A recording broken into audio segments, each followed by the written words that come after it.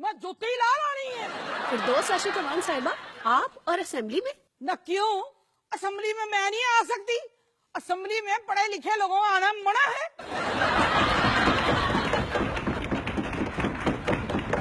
आप पढ़े लिखी हैं? मैं जुत्ती ला लेनी है, ये कोई सवाल पूछने वाला है? न मेरी बातचीत से तुम्हें पता नहीं चल रहा कि मैं पढ़ी लिखी हूँ? बाजी मैं तो गाली की थी जिसे तो मगर ही पे आई।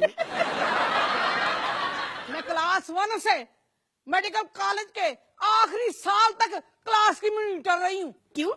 क्लास में कभी कोई और मॉनिटर क्यों नहीं बनता था? पूरी क्लास में माशाल्लाह ये अकेली होती थी। न कोई कैसे बनता, मैं मुंह न तोड़ देती उसका।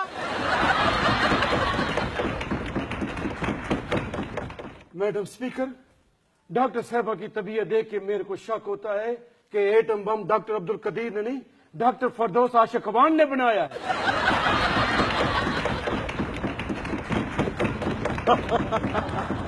और एटम बम माशाल्लाह आपकी तबीयत से मैच भी करता है।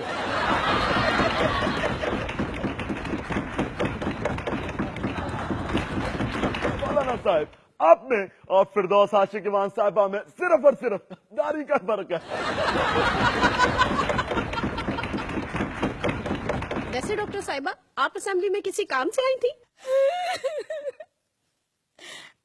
मैं सरदारी साहब को बताने आई थी कि बुलावा ने मुझे डांटा है।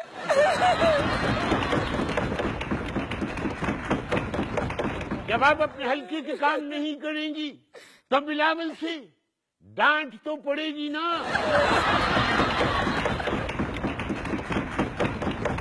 मैडम स्पीकर, जरदारी साहब बिल्कुल सही कह रहे हैं। ये अपने क्लास में मॉनिटर जो बनती है, अपने हल्के में बन के दिखाए ना। तो सुन न लेना मेरे मुंह से, मैं नेजा तोड़ के तेरी नासा में दे देना। अब भला मैं हल्के में क्या काम करूं? हल्के में इतने हल्के हल्के काम होते हैं, कोई भी कर। ਤੁਸੀਂ ਹਲਕੇ ਦੇ ਬੱਚਿਆਂ ਨੂੰ ਸਕੂਲੇ ਛੱਡਣ ਚਲ ਜਾਇਆ ਕਰੋ। तुम क्यों हंस रहे हो? मैडम स्पीकर, मैं तो ये इमेजिन करके देख रहा हूँ कि मैडम फिरदौस आशिक अमान साहबा मोटरसाइकिल रिक्शा पे स्कूल के बच्चों को छोड़ते हुए कैसे लगेंगे। तेरे इमेजिन पे तो मैं जुत्ती मारती हूँ।